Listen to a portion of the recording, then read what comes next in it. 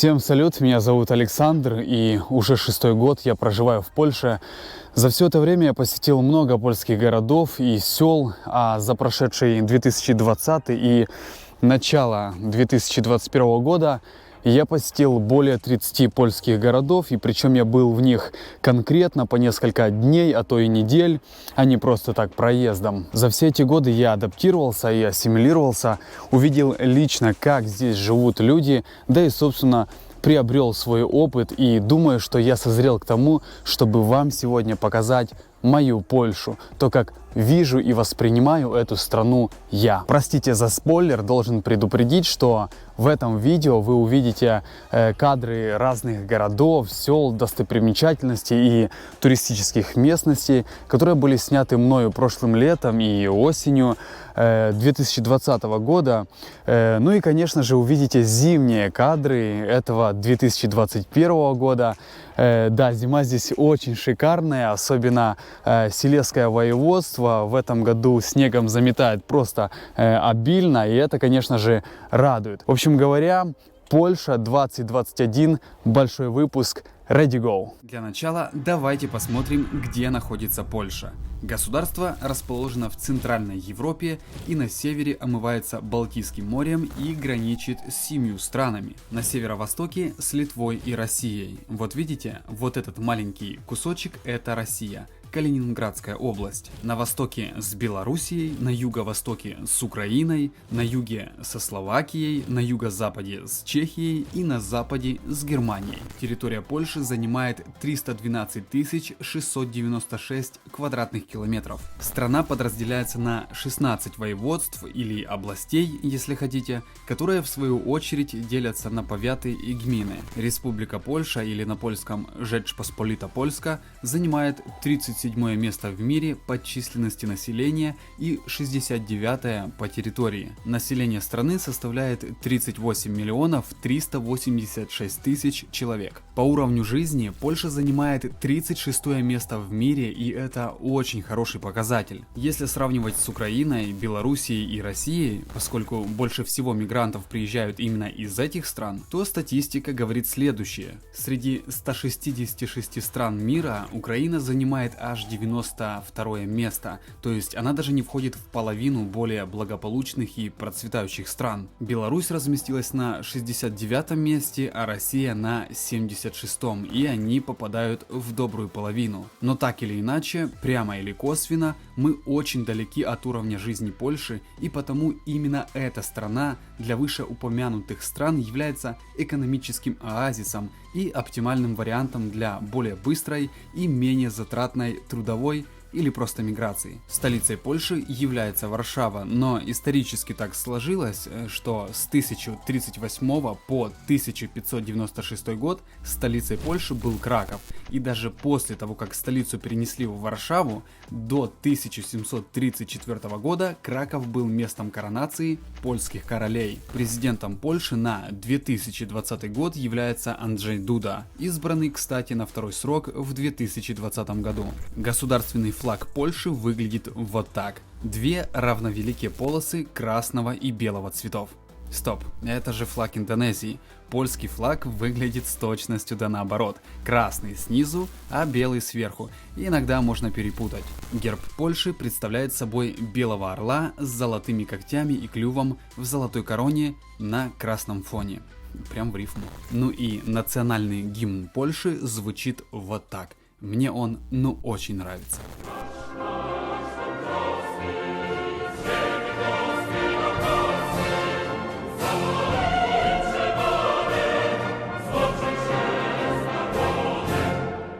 Государственным языком Польши является, конечно же, польский. И да, польский язык, между прочим, считается в Европе одним из самых сложных для изучения. Для европейцев. Уж точно не для славянских народов. Русские, украинцы и белорусы его легко схватывают, так как в наших языках есть очень много похожих слов, особенно слова приветствия, дни недели, месяцы и много других слов. Чтобы начать понимать польский и минимально объясняться, достаточно пару месяцев каждый день по 2 часа уделять изучению языка.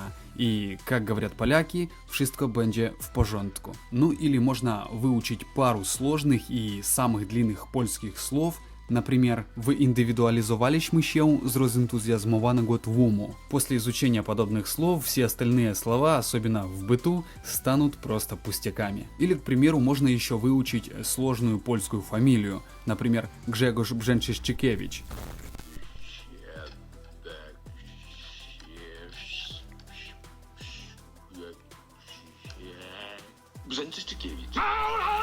Я, конечно же, шучу, все это не поможет, нужно просто брать его и учить. Денежной единицей Польши является польский злотый. И коль мы заговорили о злотом, давайте поговорим об экономике страны в целом, так как это тот немаловажный факт, по причине которого многие приезжают жить в Польшу, а сама страна и граждане с каждым годом чувствуют себя еще более процветающими. Польша – это индустриальная страна с очень развитой экономикой. Экономика Польши является социально ориентированной рыночной экономикой, шестая по величине в Европейском Союзе и самая большая среди бывших членов Восточного блока и новых членов Европейского Союза. Польша – это бывшая социалистическая страна, поэтому на ее экономику оказали серьезное влияние политические перемены, произошедшие в начале 90-х годов. Плановая экономика, характерная для социалистических стран, была ликвидирована на территории Польши именно в 90-е годы. И как показывает практика, это было верное решение, поскольку к 2021 году показатель ВВП на душу населения возрос более чем в 10 раз по сравнению с началом 90-х. В 90-е годы началась волна приватизации, в ходе которой основная часть государственной собственности перешла в частные руки. С 1990 года Польша проводила политику экономической либерализации, и ее экономика была единственной в Европейском Союзе, которая избежала рецессии в период финансового кризиса 2007-2008 годов.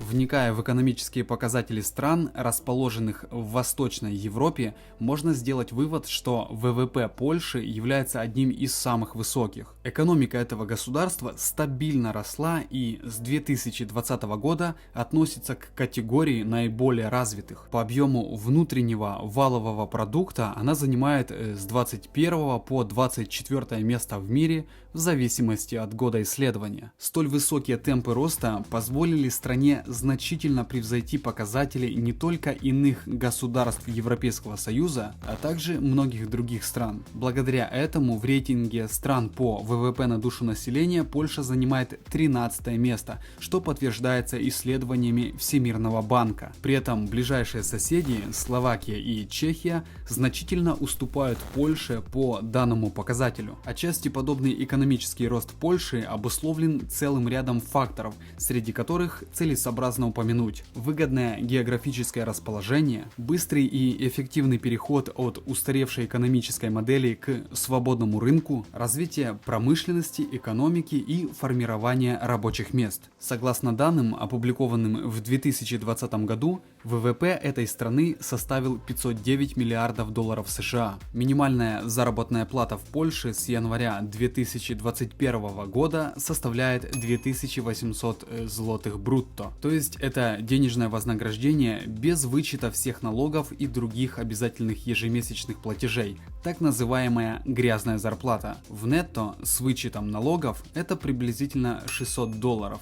И это вполне неплохая минималка, учитывая, что Польша не является дорогой страной в сравнении с Германией или даже Чехией, где уже на порядок цены выше на продукты, аренду жилья и так далее. В Польше, можно сказать смело, вполне приемлемые цены на продукты, топливо и прочие товары и услуги, которые колеблются или растут на копейки. При этом каждый год минимальная заработная ставка поднимается. Минимальная часовая ставка составляет 18-30 злотых брутто. Несмотря на то, что в 2020 году экономика Польши сократилась на 2,8% в связи с пандемией, Всемирный банк сохраняет свой прогноз, согласно которому поэтому ВВП Польши в 2021 году вырастет на 3,5%, а в 2022 году Всемирный банк ожидает, что ВВП Польши вырастет на 4,3%. Вот все, что касается экономики. Теперь поговорим о транспортной инфраструктуре.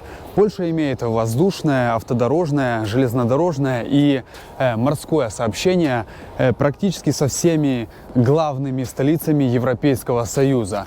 В течение последних десятилетий Польша значительно улучшила инфраструктуру.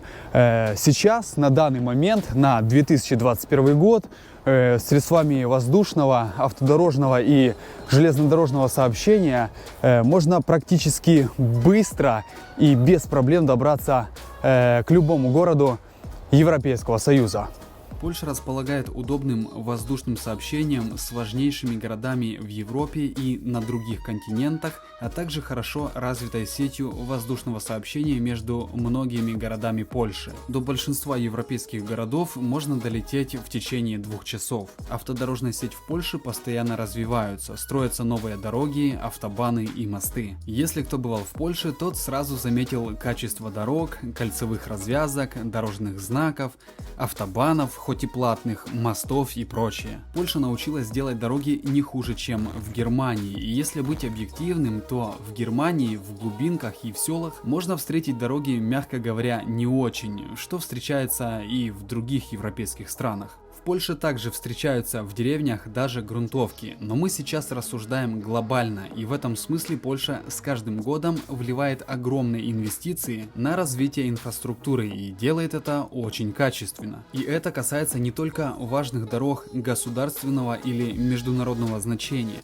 Дороги делаются в селах и в маленьких городах. Например, в городе, в котором я живу, уже года 3 делают дороги, новые мосты, тротуары и так далее. И выглядит это вполне достойно. Также в Польше развита железнодорожная сеть как пассажирских, так и грузоперевозок, что позволяет быстро и качественно выходить на международный рынок, тем самым развивать экономику страны. Речной и морской транспорт в Польше также развит. Общая протяженность внутренних водных путей составляет 3640 километров. Хорошие условия для внутреннего судоходства имеются на реке Одере и в нижней части реки Вислы, на реках Варти и Нотице, а также в водах окрестностях Щецина, Гданьска и Варшавы. Чаще всего водным путем перевозят песок, гравий, уголь, металлическую руду и удобрения. Основные торговые порты находятся в Гданьске, Гдыне, Калабжеге, Щецине и Свиноujście.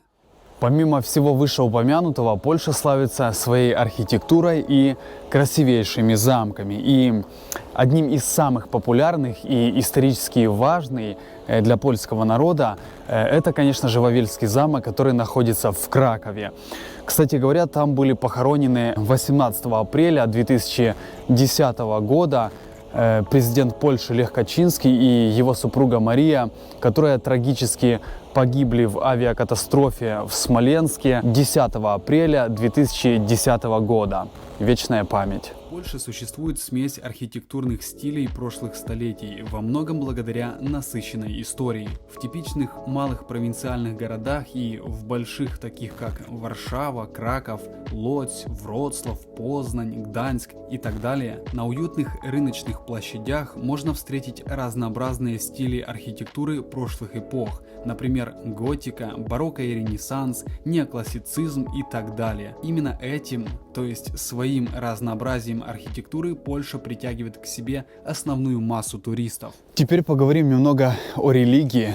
В Польше она занимает довольно-таки значимое место как в общественной жизни, так и в политической. Самой влиятельной религией в стране является христианство, прежде всего римский католицизм, приверженцами которого по разным оценкам являются от 86 до 95% населения. Также присутствуют представители других конфессий, например, такие как православие, лютеране, кальвинисты, иудеи и так далее. Вообще храмы в Польше имеют невероятно красивую архитектуру, и для любого туриста большим удовольствием является то, чтобы запечатлеть себя на фоне храма или просто запечатлеть какой-то очередной красивейший храм, его блеск и величие. Хотя блеск это лишнее, это скорее о православных храмах с золотыми куполами. Вот из моего архива небольшая нарезка или подборка храмов в Польше из разных городов.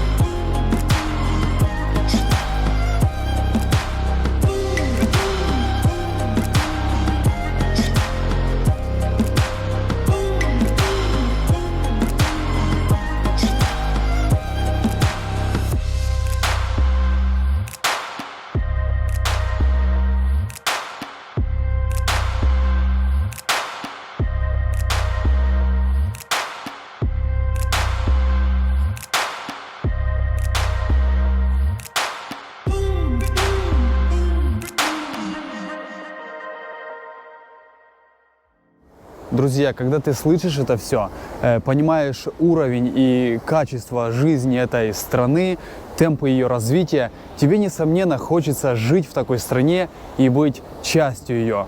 А сейчас мы перейдем, так скажем, от смысловой нагрузки к релаксу, так как мы сейчас поговорим о туризме в Польше и посмотрим на красивые и, я даже бы сказал, сказочные места этой страны. Туризм в Польше имеет немаловажную часть. Помимо того, что в Польше есть прекрасные большие и малые города, которые привлекают миллионы туристов, есть еще море, реки, озера и, конечно же, горы. И здесь мы остановимся подробно, так как для меня горы — это особая тема, и прошлым летом я хорошо почувствовал, что значит путешествовать по горам по туристическим маршрутам. Я был на разных горных вершинах, а на некоторых с ночевкой в палатке. На территории Польши есть разные горные системы, такие как Силезские Бескиды, Татры, Бищады, а также польские Карпаты, Судеты и еще ряд других горных систем. Самой высокой точкой Польши является гора Рысы. Она расположена на польско-словацкой границе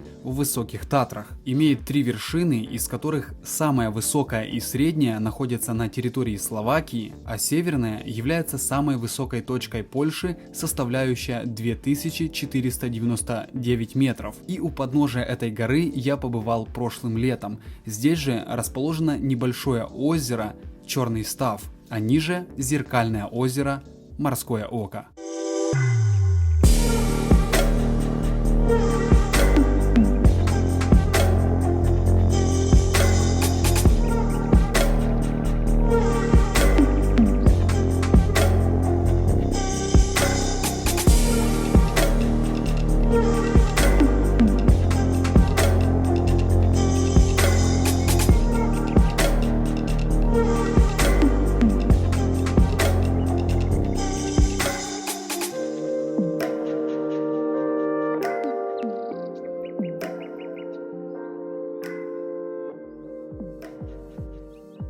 Мы сейчас находимся в Закопаном и говорим о туризме, стоит сказать, что Закопане — это туристический город, в котором очень развит горнолыжный курорт, и, пожалуй, это номер 1 в Польше. За ним идет город Висла, и это уже Силезские Бескиды. Там поменьше масштабы и количество лыжных трасс, но не менее развит горнолыжный курорт, но об этом немного позже. А вообще Закопане находится на самом крае юга Польши у подножия гор Татры. Население составляет 27 500 человек. Закопане является крупнейшим центром зимних видов спорта в стране. Его часто называют зимней столицей Польши. Этот город пользуется популярностью у любителей зимних видов спорта, альпинизма и горных походов. На ближайших лыжных курортах можно любоваться захватывающими видами гор. И если у вас есть желание познакомиться и влюбиться в этот город, я для вас приготовил большой выпуск об этом городе. Внимание, ссылка вверху. Там вы все узнаете подробно об этом городе. Уверяю, там интересно. Ну и конечно же, как можно обойти мимо замечательную гору Гивонт, которую видно практически с каждой точки города.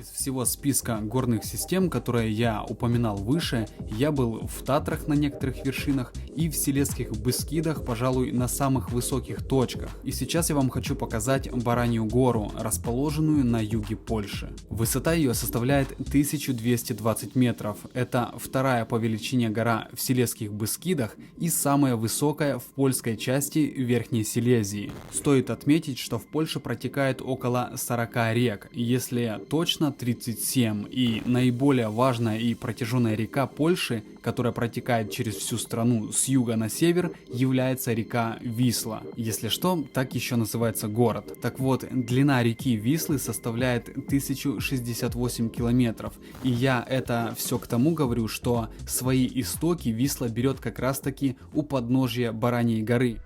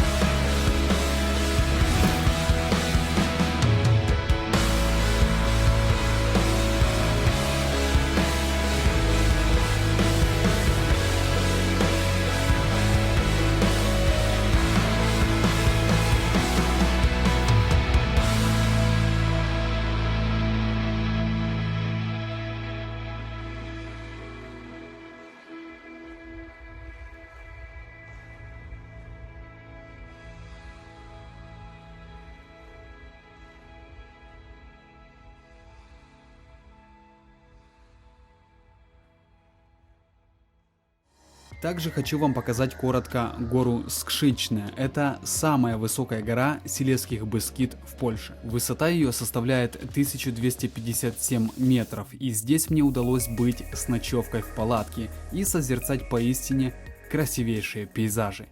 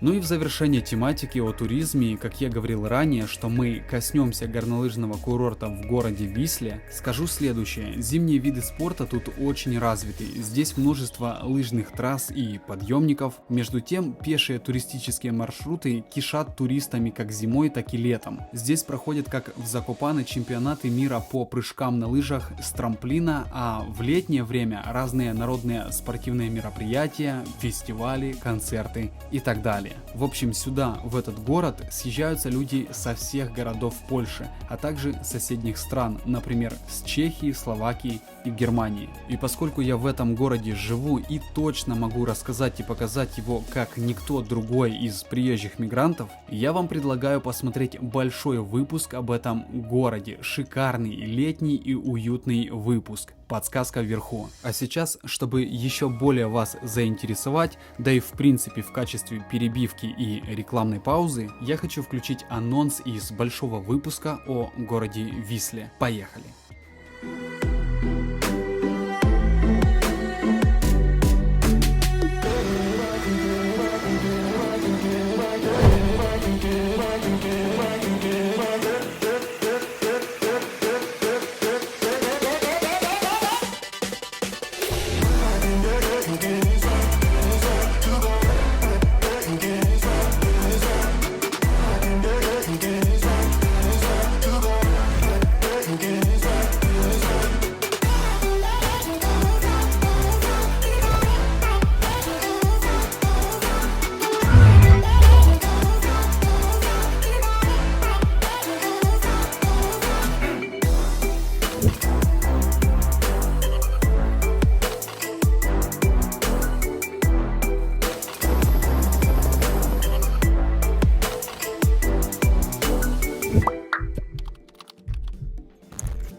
Друзья, еще в Польше есть пустыня. Да-да, вы не ослышались, Блендовская пустыня, которая считается крупнейшей в Польше пустыней и составляет 32 квадратных километров. Эту пустыню поляки называют Польской Сахарой, она покрыта летящими песками. Блендовская пустыня является популярным туристическим направлением для пеших и конных прогулок. Если вы будете в Польше, то обязательно посетите ее. Я здесь был один разок, но планирую еще заглянуть. А ты знал про Польскую Сахару?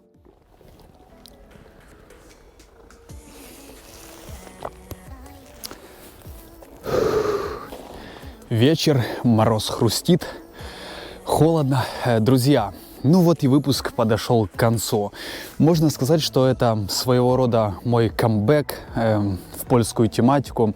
Возможно, это громко сказано, но все-таки для себя я вижу логичным снимать то, где я нахожусь. Скорее всего, моя тематика не будет связана с работой в Польше и все, что с этим связано. Я буду брать более какие-то серьезные темы, освещать какие-то глобальные вещи.